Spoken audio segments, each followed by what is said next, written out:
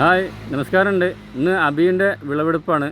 കഴിഞ്ഞ വീഡിയോയിൽ നമ്മൾ അബിയുടെ റിവ്യൂ ചെയ്തിരുന്നു, 2-3 ആളൊക്കെ വെച്ചിട്ട് നമ്മൾ.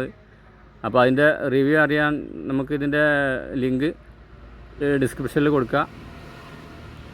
അപ്പോൾ ഇതിപ്പോൾ പഴുക്കാൻ തുടങ്ങിയിട്ട് ഒരു 20 ദിവസമായി. അപ്പോൾ നമ്മളിത് മഞ്ഞ കളറാകുമ്പോൾ ഇത് പറിച്ച് വെക്കേണ്ടതുണ്ടോ. ഇതിപ്പോൾ ഏതാണ്ട് ഫുള്ള് മഞ്ഞ കളറായി വന്നിട്ടുണ്ട്. അല്ല, നമ്മൾ മഞ്ഞ കളർ വരുമ്പോൾ തന്നെ നമ്മളിത് പറിച്ച് വെച്ചാൽ ഞെട്ടിയുടെ ഭാഗം ഇതുപോലെ പച്ചയായിട്ടിരിക്കും. പിന്നെ ഇത് പറിച്ച് വെച്ചിട്ട് നമുക്ക് കൂടുതൽ ദിവസം ഇത് വെക്കാനും പറ്റില്ല, അതിൻ്റെ ലൈഫ് കുറവാണ്. അപ്പോൾ പഴത്തിൻ്റെ ടേസ്റ്റൊക്കെ വ്യത്യാസം വരും.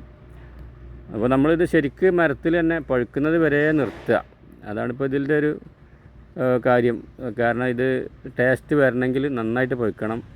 പിന്നെ പേടിക്കൊന്നും വേണ്ട, ഇതിന് വവ്വാലിൻ്റെ ശല്യം, കിളികളെ ശല്യമൊന്നും കാണുന്നില്ല എൻ്റെ അനുഭവത്തിൽ കേട്ടോ. ഇനിയിപ്പോൾ എങ്ങനെ അറിയില്ല.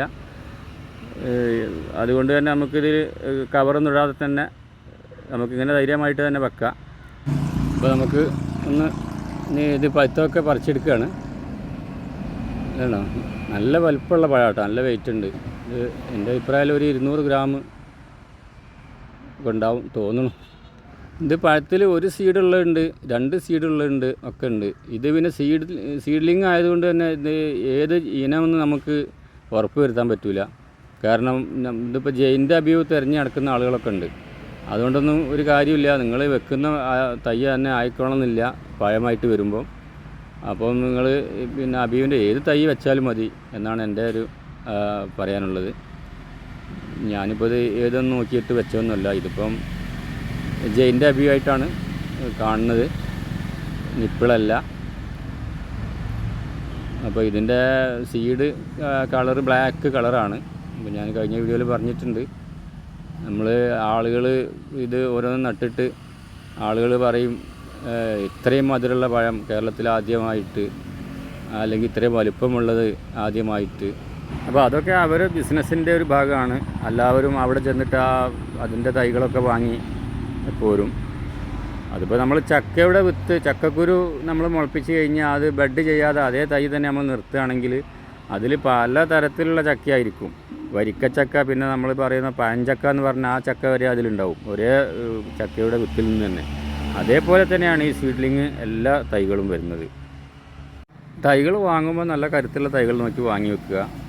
വലിയ തൈ വാങ്ങി വെച്ചാൽ നമുക്ക് പെട്ടെന്ന് പോയിട്ട് കായ പിടുത്തം തുടങ്ങും. ഞാനിപ്പോൾ ഇത് വെച്ചിട്ട് 2 വർഷമായിട്ട് ആവുന്നേ ഉള്ളൂ. ഇപ്പോൾ എനിക്ക് ഇതിമെന്ന് വിളവെടുപ്പിന് ആയി തുടങ്ങി. ഇത് 1 വർഷം 1.5 വർഷമൊക്കെ ഇത് പൂവിട്ട് ഇങ്ങനെ പിടിക്കാതെ പോവും, പിന്നീടാണിത് വരിക. അപ്പോൾ നമ്മൾ ചെറിയ തൈയൊക്കെ വാങ്ങി വെക്കുമ്പോൾ അതിനുള്ള കാലതാമസം വരും. അപ്പോൾ അതിനുള്ള സാമ്പത്തികം ഇല്ലാത്തവർ ചെറുത് വാങ്ങി വെക്കുക.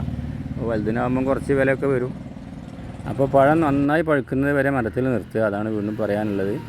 ഞാൻ കഴിഞ്ഞ പ്രാവശ്യം പറിച്ച പഴം ഒരു ഭാഗം ശരിക്കും, ഞെട്ടിയുടെ ഭാഗം ശരിക്കും പഴുത്തിട്ടില്ലായിരുന്നു. അതുകൊണ്ട് തന്നെ ആ ഭാഗം ഞാൻ വീട്ടുകാർക്ക് കഴിക്കാൻ കൊടുത്തപ്പം അവർക്കത് അത്ര ഇഷ്ടപ്പെട്ടില്ല. പിന്നീട് ഞാൻ നന്നായിട്ട് പഴുത്തതിന് ശേഷം പറിച്ചപ്പം അവർക്കും കുഴപ്പമില്ല, നല്ല പഴമാണ്.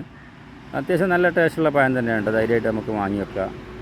ഒരു ഇളനീൻ്റെ നങ്കിൻ്റെ ഒക്കെ ഒരു ടേസ്റ്റുള്ള നല്ലൊരു പഴമാണ്. ഇപ്പോൾ പഴുക്കാൻ തുടങ്ങിയിട്ട് 20 ദിവസമായിട്ട് ഇതിലൊരു കായക്കും കേട് പറ്റിയിട്ടില്ല. പക്ഷെ നേരിട്ട് സൂര്യപ്രകാശം തട്ടുന്ന കായകൾ നമ്മൾ ഒന്ന് കവറിട്ട് വെക്കണം.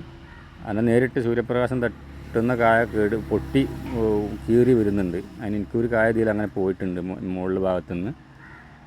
അപ്പോൾ അല്ലാതെ ഈ ഇലൻ്റെ ഷെയ്ഡിലുള്ള കായക്കൊന്നും ഒരു പ്രശ്നമില്ല, നമുക്ക് സൂര്യപ്രകാശം തട്ടി എത്തിയിട്ടൊരു കുഴപ്പമില്ല.